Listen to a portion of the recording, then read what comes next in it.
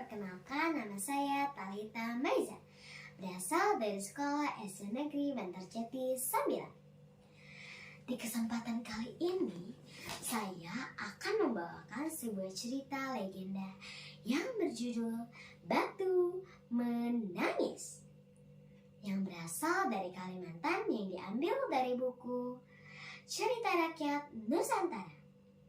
Diterbitkan oleh Sandro Jaya Jakarta. Ditulis oleh MB Rahimsyah. Sudah ada yang tahu belum ceritanya, teman-teman? Yuk kita simak ceritanya. Oh, oh, oh. Oh, oh, oh.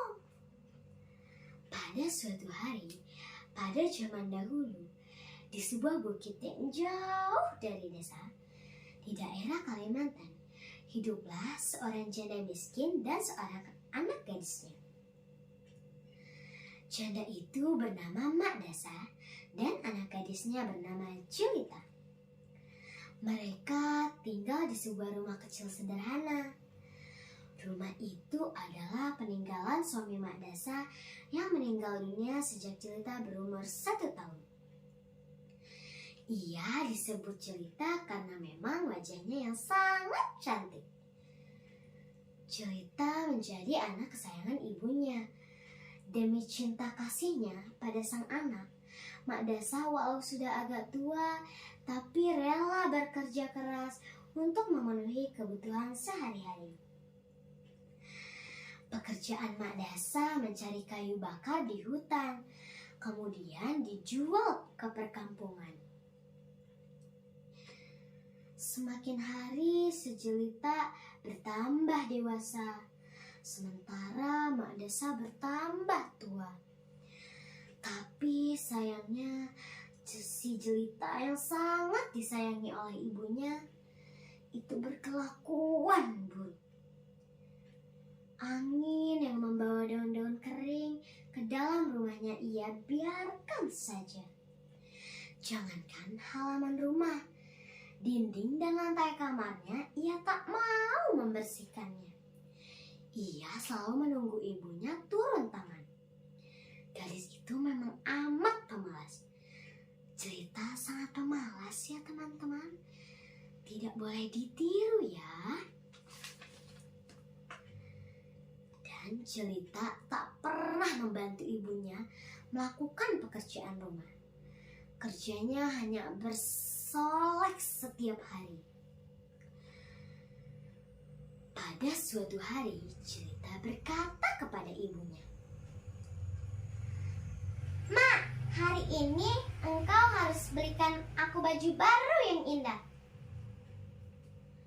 "Lah, bukannya bajumu sudah banyak?" "Alah, jangan banyak cakap. Bajuku memang banyak, tapi sudah ketinggalan zaman. Aku ingin model yang baru." "Tapi nak, ibu tidak punya uang cukup untuk membelikanmu baju baru lagi. Bukankah sebulan yang lalu sudah kubelikan baju yang cukup mahal?" "Kalau Uma sayang kepadaku, turuti kemauanku." Mak Dasa tak bisa menolaknya.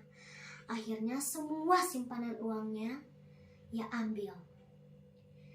Hari berganti, Mak Dasa dan Julita berangkat ke pasar yang jaraknya sangat jauh dari rumah mereka. Ketika mereka mulai memasuki desa, orang-orang desa memandangi mereka.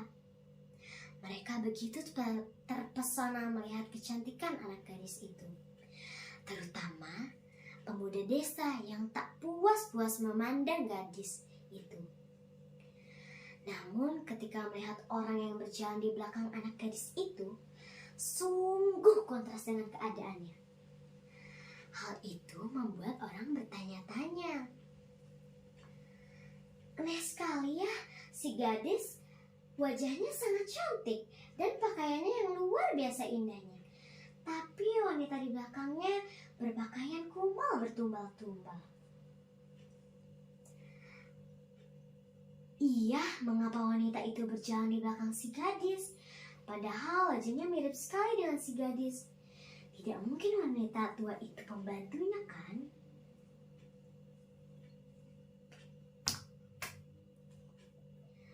Kawan, jangan berburuk sangka. Siapa tahu wanita itu memang pembantu si gadis.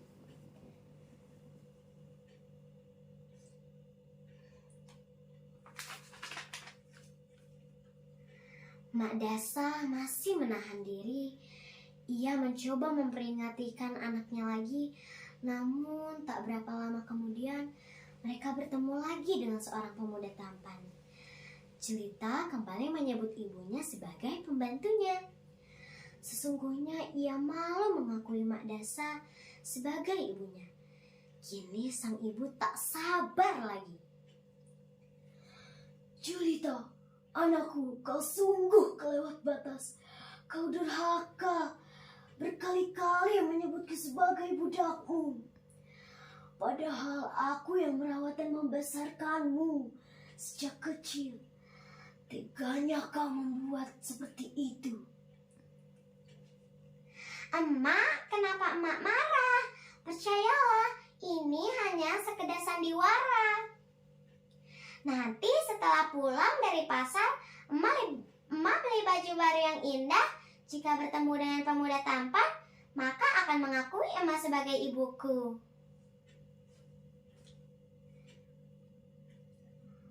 Tidak, kau terlalu menyakitkan hatiku.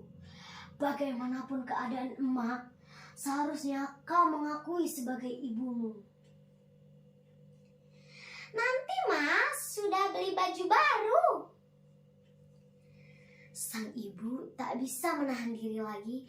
Ia tak mau berdebat lagi dengan anaknya. Ia berdoa kepada Tuhan. Ya Tuhan, hamba tak kuat lagi. Hinaan ini. Anak kandung hamba begitu teganya memperlakukan diri hamba sedemikian rupa. Ya Tuhan, anak durhaka ini, hukumlah dia. Atas kekuasaan Tuhan yang Maha Esa, perlahan-lahan tubuh gadis durhaka itu berubah menjadi batu. Perubahan itu dimulai dari kaki.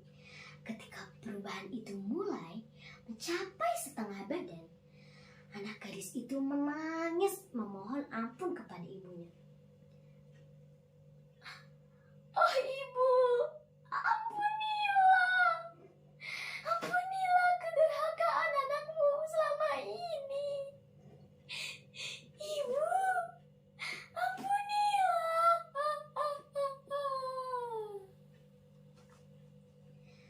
Anak gadis itu terus meratap dan menangis memohon kepada ibunya.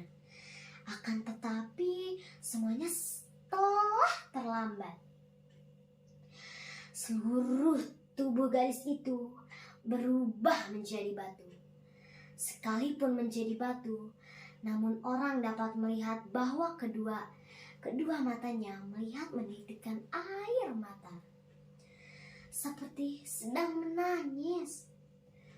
Oleh karena itu, batu yang berasal dari gadis yang terdapat kutukan ibunya itu disebut batu menangis.